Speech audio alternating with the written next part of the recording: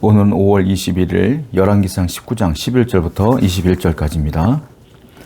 여호와께서 이르시되 너는 나가서 여호와 앞에서 산에 서라 하시더라. 여호와께서 지나가시는데 여호와 앞에 크고 강한 바람이 산을 가르고 바위를 부수나 바람 가운데 여호와께서 계시지 아니하며 바람 후에 지진이 있으나 지진 가운데서도 여호와께서 계시지 아니하며. 여기 보면 하나님께서 호렙산에 도착한 엘리야를 부르죠. 그리고 이렇게 얘기를 해요. 너는 이제 동굴에서 나와서 이 산 앞에 딱 서라. 이렇게 얘기를 해요. 동굴이라고 하는 것은 엘리야가 고립감에 빠져 있는 것을 표현하고 있는 거예요. 엘리야는 이 세상에 믿음 있는 사람은 자기 혼자라고 생각하고 있고요. 그리고 자기 혼자 아무리 애써봤자 세상은 변하지 않는다라는 고립감과 절망감에 빠져 있는 거예요. 근데 그 엘리야를 그 동굴에서 끄집어내서 하나님은 이 산 앞에 딱 서라 라고 말씀하셔요. 그러면서 하나님께서 엘리야에게 나타나시는데 엘리야 앞을 지나가요. 맨 처음에 어떻게 지나가냐 하면 크고 강한 바람으로 확 지나가요. 그때 바위가 깨지고 막 산이 흔들리고 난리가 난 거예요. 그냥 바람이 아닌 거죠, 이거는. 두 번째, 하나님께서 바람으로 지나갔을 때 엘리야는 깨달았을 거예요. 야, 이렇게 위대한 하나님이 드디어 내게 말씀하시려나 보다. 그런데 바람이 지나간 뒤에 하나님은 말씀하지 않아요. 거기 계시지 않은 거죠. 두 번째, 바람 후에 지진이 일어나기 시작합니다.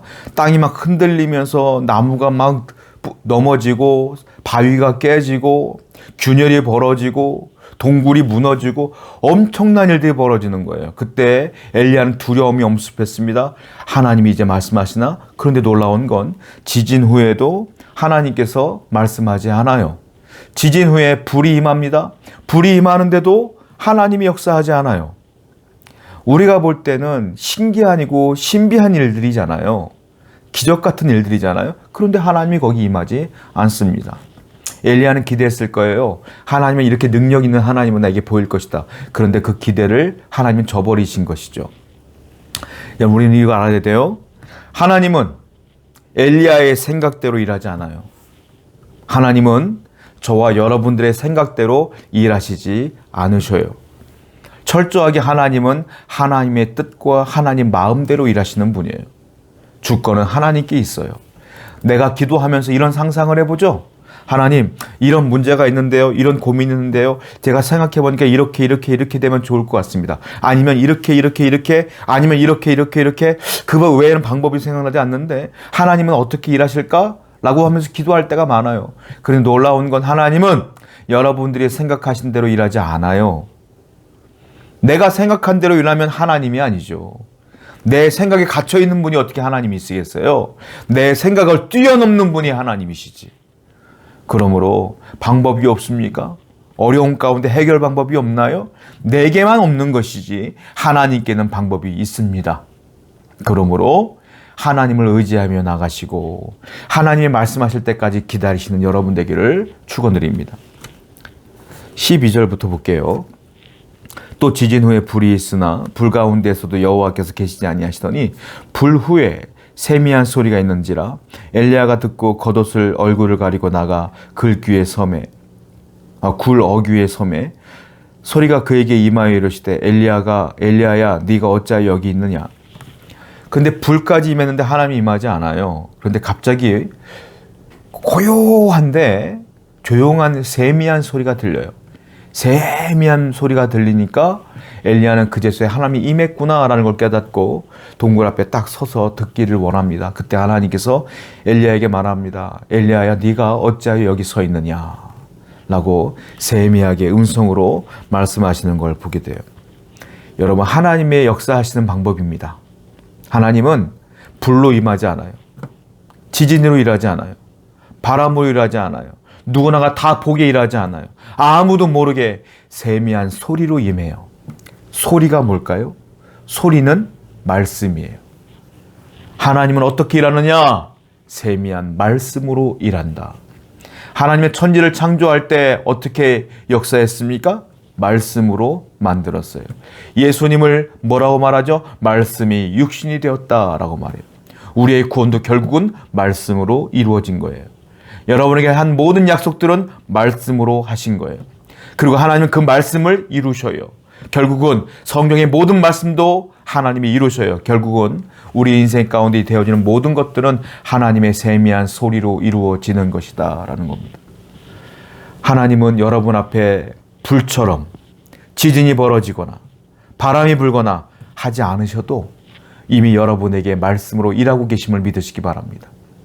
기도할 때 세미한 소리로 말씀하시고, 예배할 때 목사의 설교로 얘기하시고, 묵상할 때에 말씀하시고, 대화할 때 신실한 어떤 자매와 어떤 형제로부터 말씀을 해 주신다라는 겁니다. 항상 말씀에 집중하고 말씀을 따라 사는 여러분 되기를 축원드립니다. 14절부터 보겠습니다. 그가 대답하되 내가 만군의 하나님께 열심히 유별하오니 이는 이스라엘 자손이 주의 언약을 버리고 주의 제단을 헐며 칼로 주의 선지자들을 죽였으며오며 오직 나만 남았거늘 그들이 내 생명을 찾아 빼앗으려 하나이다. 여호와께서 그에게 이르시되 너는 네 길을 돌이켜 광야로 통하여 다메섹에 가서 이르거든 하사엘에게 기름을 부어 아람의 왕이 되게 하고 너는 또 님시의 아들 예후에게 기름을 부어 이스라엘의 왕이 되게 하고 또 아벨 무홀라 사밧의 아들 엘리사에게 기름을 부어 너를 대신하여 선지자가 되게 하라. 하사엘의 칼을 피하는 자를 예후가 죽일 것이요 예후의 칼을 피하는 자를 엘리사가 죽이리라. 그러나 내가 이스라엘 가운데 7,000명을 남기리니 다 바알에게 무릎을 꿇지 아니하고 다 바알에게 입맞추지 아니한 자니라. 엘리야는요 하나님께 또 하소연합니다. 하나님, 제가요 850명을 다 죽였어요. 그런데요 지금 이스라엘 땅에서 하나님을 섬기는 사람은 나 혼자 남았습니다. 고립감을 얘기하는 거죠. 그때 하나님은 말씀하세요. 하나님은요 엘리야도 모르게, 그리고 아합 왕도 모르게, 이세벨도 모르게 이미 일하고 계셨던 거예요. 어떤 일을 했냐면 하나님은 그렇게 얘기해요. 너는 가서 하사엘에게 기름을 부어서 아람의 왕이 되게 하라. 그리고 너는 님시의 아들 예후에게 기름을 부어서 이스라엘의 왕이 되게 하라. 그리고 너를 대신할 자가 있는데 엘리사에게 기름을 부어서 너 대신 선지자가 되게 하라. 그리고 너는 모르겠지만 아무도 모르게 내가 바알에게 무릎을 꿇지 않은 7,000명을 남겨놓았다. 너 혼자가 아니야. 믿음의 동료 7,000명이 있어. 라고 말하고 있는 거예요. 사람들은 혼자인 것 같아요. 나 혼자 잘하는 것 같아. 나 혼자 열심히인 것 같아. 그리고 상처도 나 혼자 받는 것 같아. 아니에요.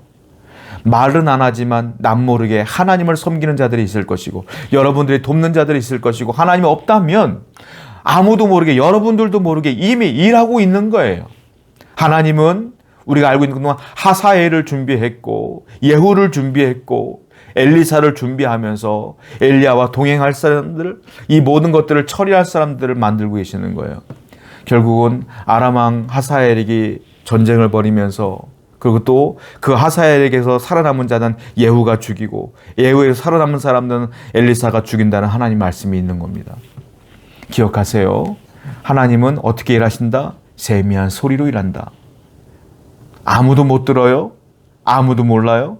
엘리야도 몰라요. 하나님이 이미 일하고 있음을 엘리야도 몰랐어요. 여러분들도 모르는 것뿐이에요.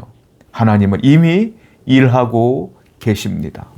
여러분들보다 훨씬 더 앞에서 일하고 계심을 확실하게 믿으시기 바랍니다. 기도하겠습니다.